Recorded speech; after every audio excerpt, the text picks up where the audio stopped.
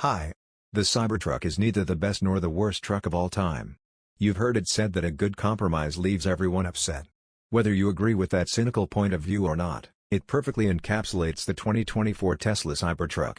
Whether you love the Cybertruck and you're hoping to read it's the greatest truck ever made, or you hate it and you're hoping to read it's a steaming pile, you're going to be disappointed. In truth, it's a pretty good truck hamstrung by a series of needless compromises for the sake of vanity. Function follows form. The Cybertruck would be a better truck were it not for the design. Love its looks or not, its dystopian triangular styling has forced a number of compromises to functionality that are entirely unforced errors. The fact it's as good a vehicle as it is a testament to Tesla's engineers and an indictment of Elon Musk's insistence on it looking like this. The pointy roof alone is responsible for a number of visibility problems. The massive pillars needed to support it are only partially offset by the enormous amounts of glass they frame, and then only if you crane your neck far enough. Making a left turn across traffic is particularly perilous as the combination of pillar and door mirror make it very difficult to see traffic coming from the right. That massive single wiper is another concession to the truck's unusual design. Its size and weight mean that at maximum speed it shakes the entire truck. Behind you, the sloping roof and low-mounted rear crossmember obscure rear visibility, even with the tonneau cover open. Vehicles more than 6 or 7 car lengths behind, a safe following distance freeway speeds, are completely invisible. And likely in the name of saving a few dollars in cost, Tesla has chewed a video screen in the rearview mirror for a rearview camera feed in the large central screen. It makes the physical rearview mirror feel as though it's only there for legal purposes. And while you can move the camera feed to one of 2 locations on the big display, training yourself to look down to see what's behind you will take quite a lot of time. Oh, and don't bother trying to see what's behind your Cybertruck if you have the turn signal on, because the video feed from the rear is replaced with one of the blind spot cameras if you have those enabled. Don't try to bring up the vehicle control menu, either, if you have the rear view video feed in the top center of the screen, because the menu goes behind it and blocks access to all the most important controls in a very obvious programming oversight. Load it up. Since you can't see anything out the back anyway, the smart thing to do is just leave the tonneau cover closed and enjoy the range benefit. Plus, you won't need to worry about stacking cargo up to the roof, as there's no rear view to block. The vertical space in the bed really helps offset how small the Cybertruck's front trunk is. While the bed is as large as any other full-size 4-door trucks, you can plainly see it's less useful. The massive sail panels make it impossible to reach cargo or tie down points in the bed from the sides, so your only option is to go in from the back. And if you need something that's buried up at the front of the bed, you'll either have to climb over everything else or empty the bed to get to it. We do appreciate the standard modular tie-down rails on both sides of the bed, though we can't imagine why the movable tie-downs are held in with Torx screws rather than a simple release mechanism. At least you can buy aftermarket parts to connect to them and toss the factory pieces. Regardless, you'll want to connect your tie-down straps to the forward cleats before you load anything else in the bed or you'll never reach them. Even the pointy door mirrors are a compromise to design. Shaving off the top corners has made it harder to see traffic to either side of you on the highway for no other reason than to make them fit the triangular design motif. Hitch it up. As you can imagine, these mirrors make it harder to back a trailer, as well. It's too bad, because the rear steering and super quick steering ratio make reversing a trailer a breeze. Rather than palming the wheel or going hand over hand to make corrections, you just make small inputs in the steering wheel, and the trailer goes exactly where you want.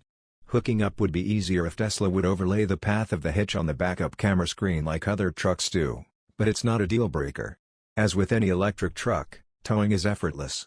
The weight of the trailer makes the Cybertruck accelerate less aggressively and slower to stop, but far less so than in a combustion-powered pickup. Getting up to speed is a breeze if you put your foot in it, as are climbing grades and passing on the highway. Naturally, towing puts a big dent in range. Tesla says the dual-motor Cybertruck will go 318 miles in Foundation Series trim. We hooked a 3,170-pound Bolus Volterra travel trailer to it and sawed the range in half to just 160 miles with a mix of highway and suburban driving at an average speed of 50 miles per hour. At least with the abundance of Tesla superchargers nationwide and newer stations being built to accommodate trucks with trailers, it's less an issue than it's made out to be. With trailers, we do wish the Cybertruck were more confident towing over bad pavement, though. By itself, the truck rides shockingly well and makes most bumps disappear under its flamboyant-looking tires. Hook up a trailer, though, and everything changes. Even a fairly light 3,170-pound travel trailer pushes the truck around on rough pavement and wrecks the ride quality. The driver is constantly fighting shunts from the trailer, fraying nerves and sapping confidence. Reality check.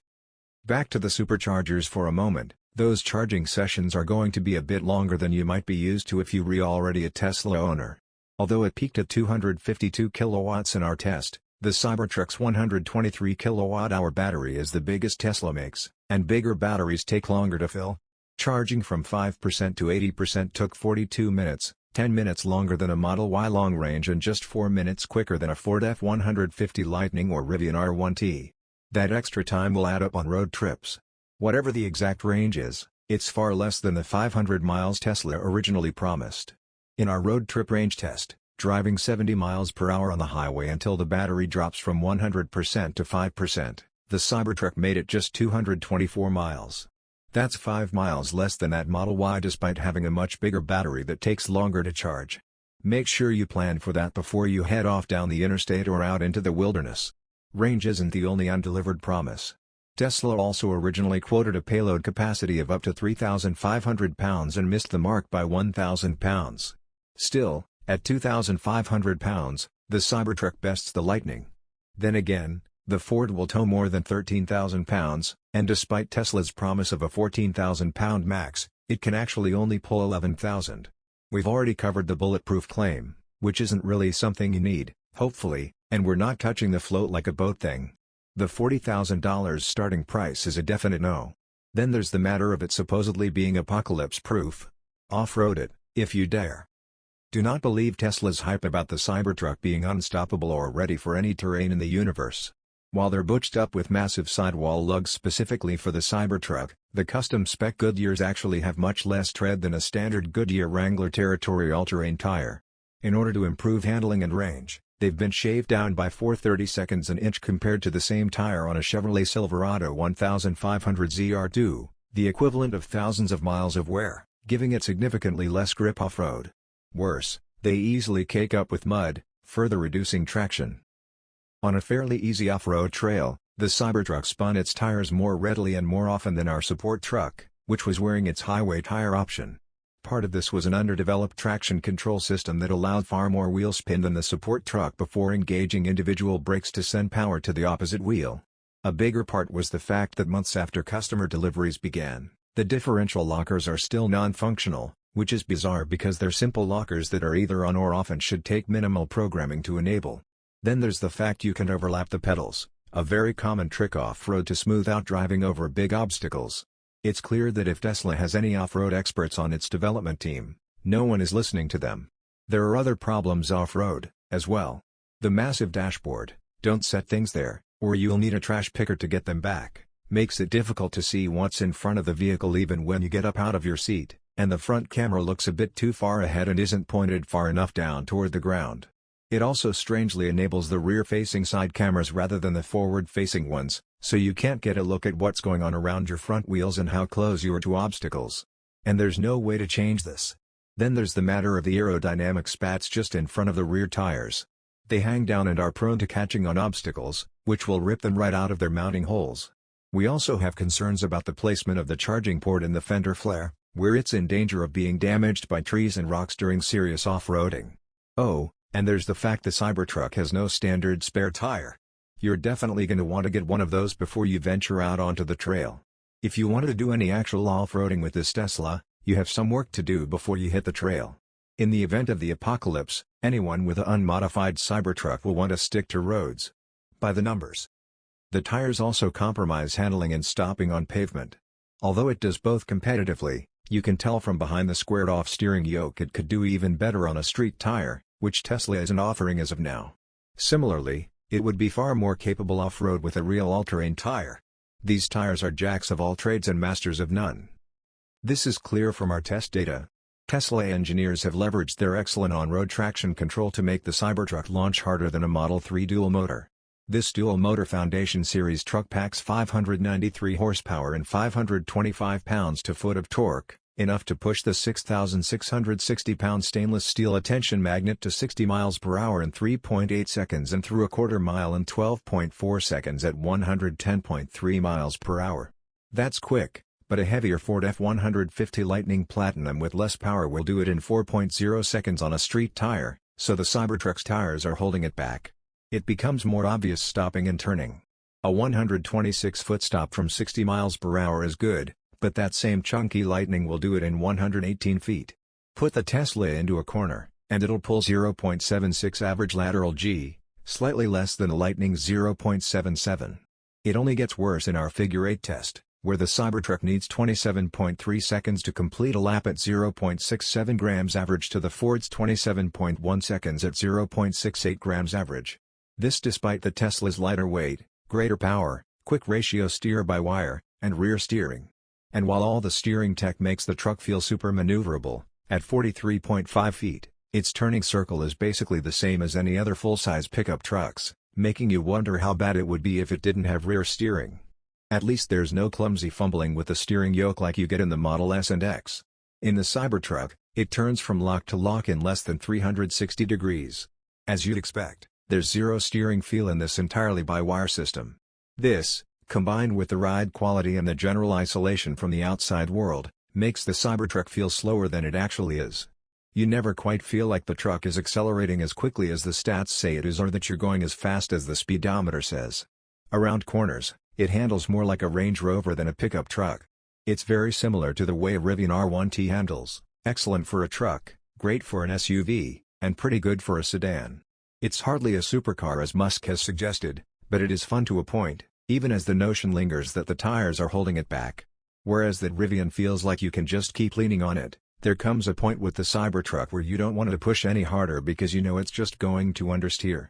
That limit is high, but it clearly could be higher. The same on the inside.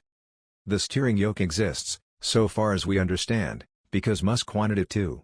While the setup isn't applied properly to the Model S and X, the engineers took this opportunity to get it right. Even with the super quick steering ratio, though, the squircle-shaped yoke is little more than a novelty. Honestly, it's so small it feels like steering a nearly 3.5-ton truck with a Nintendo Switch. It's another flagrant concession to design. Up until now, Tesla has successfully rebranded minimalist interior design as chic and forward-thinking. The Cybertruck takes it so far, though, that it appears unfinished. All straight lines and no physical controls to speak of beyond the steering wheel and pedals, it looks more like a placeholder than a finished interior, something you'd see in an early iteration concept car or a movie prop. As with other Teslas, the move away from physical controls creates a situation in which basic functions are a multi-step process. The massive windshield wiper doesn't have an automatic mode yet, so turning it on requires pushing a touch-sensitive button on the steering wheel and then selecting a speed on the screen. That's two different controls in two different places to do something that nearly everyone else does with one physical control. Bringing back panel gaps. The interior is assembled well, but we couldn't say the same for the exterior. Most of the advancements the Model 3 made in build quality and panel alignment didn't apply to this Cybertruck. This brand new $100,000 truck had multiple panels that didn't line up with their neighbors, including one that didn't fit flush at all.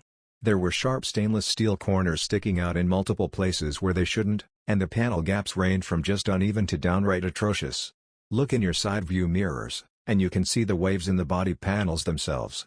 You can also see the smudgy fingerprints down the trailing edge of each door. These will be a permanent calling card for Cybertrucks because that's where everyone grabs the doors to close them.